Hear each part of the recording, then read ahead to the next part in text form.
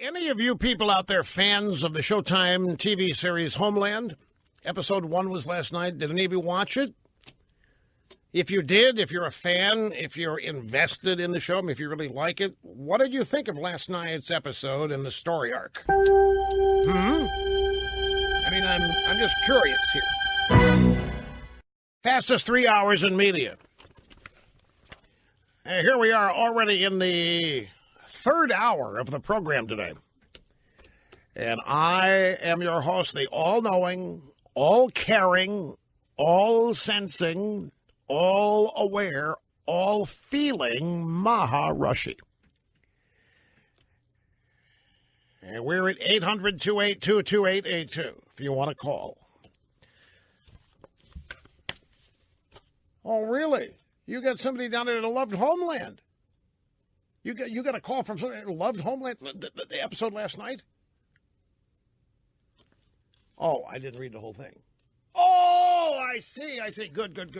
I was getting weirded out there for a second. I didn't read the whole thing. Okay.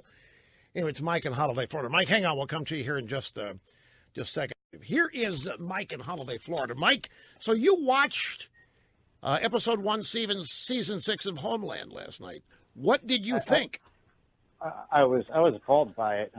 They were, to me, it seemed like expecting and wanting Hillary to win. Even the way her demeanor, and she even appeared to be just like Hillary. I refused to watch the show anymore. I didn't even watch the full episode. I turned it off. Oh, how soon into it did you turn it off?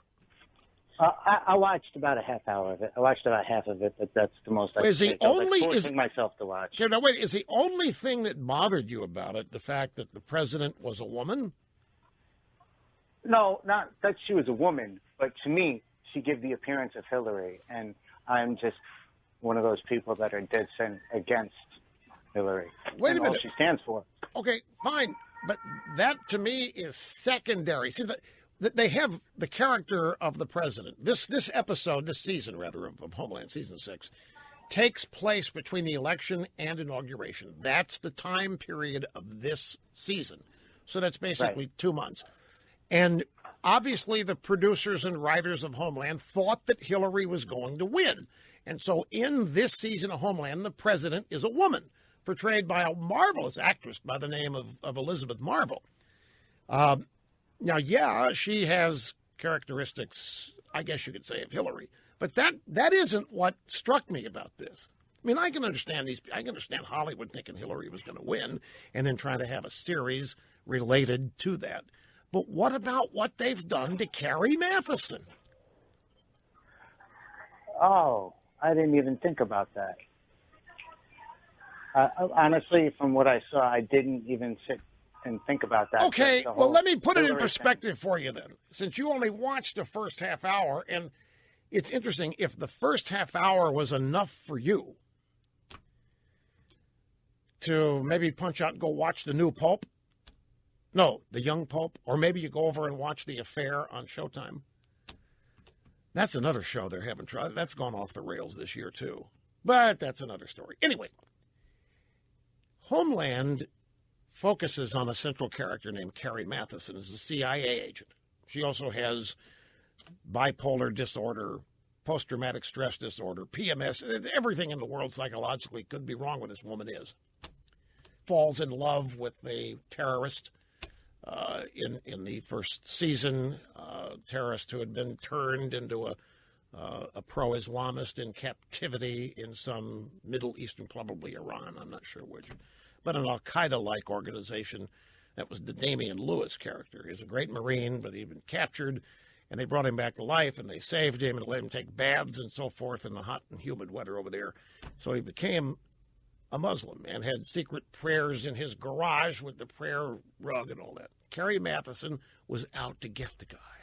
She was out to get the guy and identify him as a phony, as a fake, as a fraud. Ends up falling in love with the guy. They end up having a baby in season 3 or 4, and he gets executed in Iran for whatever. Anyway, the point is that she is, along with her buddies at the CIA, the #1 warrior on the march trying to end militant Islamic terrorism.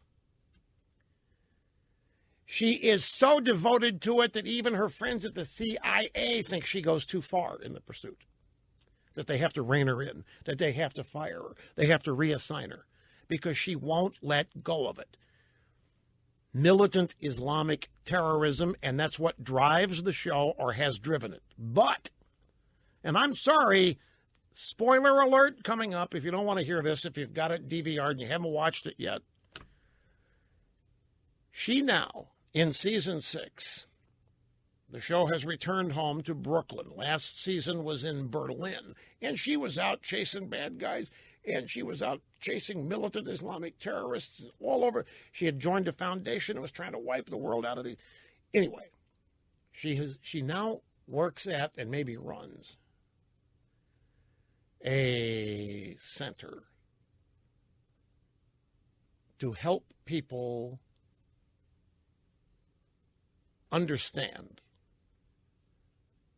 Islam and Muslims, and that they are not terrorists, and that they are unfairly categorized and they're unfairly pursued. In other words, she's done a 180. Here you have for 5 seasons this no-holds-barred CIA agent destined to uproot every terrorist in the world and expose them and end them, and has now joined forces with people who believe that pursuit is discriminatory and bigoted and racist. And so now she runs a place, or works at a place, that actually helps Islamists, militant Islamists and terrorists, be defended against the charge. And I'm thinking, this is Homeland? What has happened here? So clearly, political correctness and the leftist view of this story finally permeated the writing room at Homeland. And they've taken this agent, who's basically now of the belief that the United States, the CIA, are dead wrong in trying to pursue militant Islamic terrorism, and all they're doing is discriminating against innocent Muslims, and her job is now to defend them. I said, wow, I wonder how the audience is going to react to this. And you heard old Mike here. I mean, it was enough to see the way they portrayed the female president for him. They didn't even register him what happened to the main character of the show. No, I guess in real life it would be like John Bolton resigning and working for CARE.